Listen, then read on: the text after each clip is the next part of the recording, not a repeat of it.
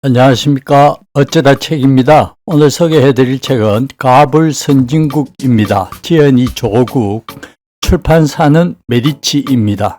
그럼 책을 보겠습니다.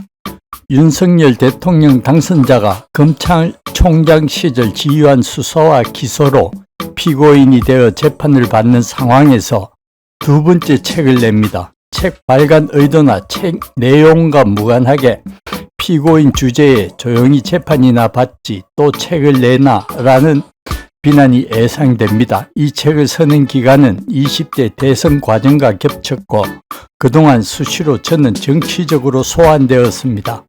조국의 강을 건너야 한다. 이런 말이 정치권 안팎에서 돌아다녔습니다. 저는 2019년 사태 이후 여러 번 공개적으로 대국민 사과를 했습니다. 윤석열 검찰의 정치적 의도와 형태와는 별도로 제가 정무적, 도덕적으로 사과해야 한다고 판단했기 때문입니다. 검찰, 언론, 보수, 야당이 합창했던 조국 펀드 운운은 황당무계한 악선동임이 밝혀졌지만 자신과 가족을 철저히 관리했어야 했다고 몇 번이고 자성합니다. 저는 강이 아니라 강을 건너기 위한 뗏목에 불과합니다. 문재인 정부의 국정과제인 법무, 검찰개혁이라는 강을 건너기 위해 사용하다 부서져 버린 뗏목입니다. 뗏목을 고치는 일은 저와 제 가족 및 극소수의 동지, 법, 친구들의 일입니다. 오래 걸릴 것입니다. 윤석열 검찰이 저와 제 가족에 대한 수사에서 사용했던 칼과 도끼는 윤 당선자 자신과 측근, 가족에 대한 수사에서는 전혀 사용되지 않았습니다. 윤 당선자가 검찰총장직을 사퇴한 후 비로소 본격적 수사가 개시되어 재판이 진행되고 있는 사건이 한둘이 아니었습니다. 예컨대 윤 당선자 장모의 300억 통장 잔고 증명서 위조 및 동행사, 사무장 병원 운영에 의한 요양급여 부정수급, 사기 등의 혐의, 도이치모터스 주가 조작 사건, 소윤이라고 불리던 윤대진 검사장의 형 윤우진 전 세무서장의 뇌물 사건 등등. 그러나 도이치모터스 주가 조작 사건에서 전주 역할을 하면서 통정 거래를 한 것으로 의심되는 윤 당선자의 배우자 김건희 씨의 혐의, 조남욱 삼부토건 회장 아들의 대화 녹취록에서 드러난 조남욱 윤석열 커넥션, 대장동 사건의 핵심인 김만배 씨의 대화 녹취록에서 드러난 김만배, 박영수, 윤석열 커넥션 등에 대해서는 아무 수사도 없었습니다. 채널A와의 검언유착 혐의를 받는 윤 당선자의 최측근 한동훈 사법연수원 부원장의 휴대전화 비밀번호는 아직도 풀리지 않고 있습니다.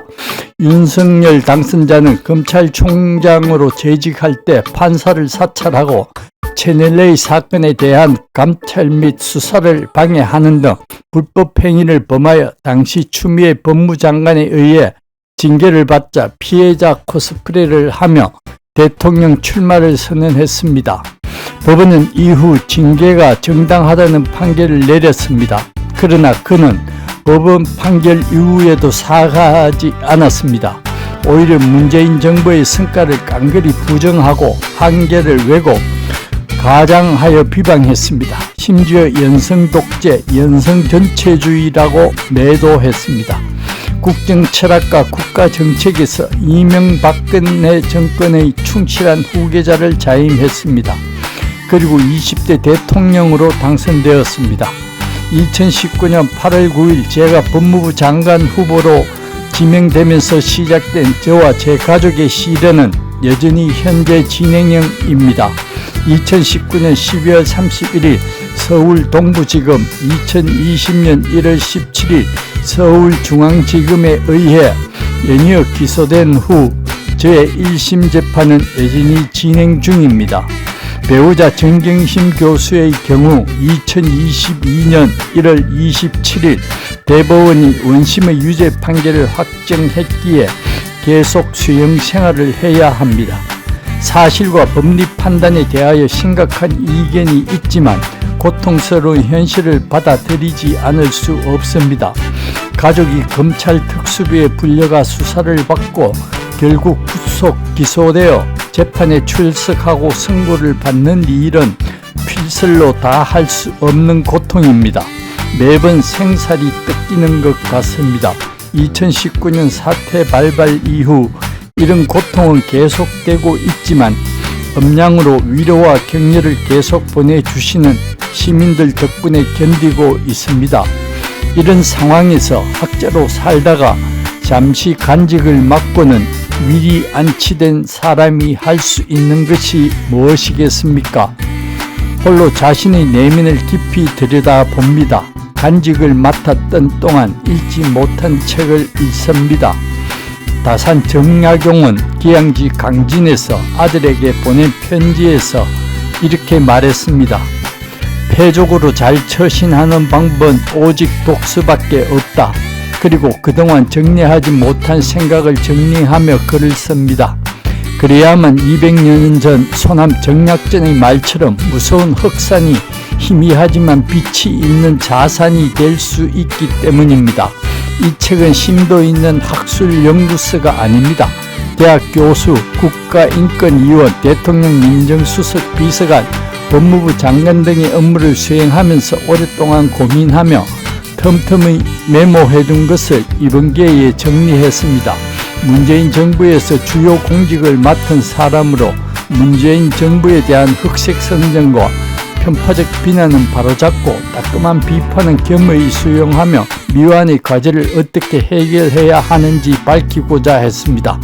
목에 칼을 찬 부족하고 흠있는 사람이 올리는 책이지만 선진국 대한민국의 취약점과 해결 과제를 소략하게 정리한 합리적 핵심은 살펴봐 주시길 바랄 뿐입니다. 민주화 이후에도 탈민주화는 일어난다고 하지만 전진 기어를 넣고 달리던 대한민국이 난폭 후진하게 될까 걱정이 큽니다. 노무현 정부가 끝나고 이명박 정부가 들어섰을 때 벌어진 상황이 떠오릅니다. K 트럼프의 시간이 전개될 것입니다. 윤석열 정부는 검찰을 활용한 사정정국을 조성할 것으로 예상됩니다. 윤 당선자가 후보 시절 내걸었던 여러 공약을 생각하면 사회권의 강화는 무망합니다. 정치적 민주화 이후 안착한 자유권도 위험합니다. 이렇게만 생각하면 암울할 전망뿐입니다. 그렇지만 이재명 후보를 선택한 47.83%, 합하면 50.2%로 윤석열 정부를 감시하고 비판해야 할 일이 많아질 것입니다. 네, 오늘은 조국 교수의 가불 선진국을 보았습니다. 도움이 되셨다면 구독과 좋아요 부탁드립니다. 감사합니다.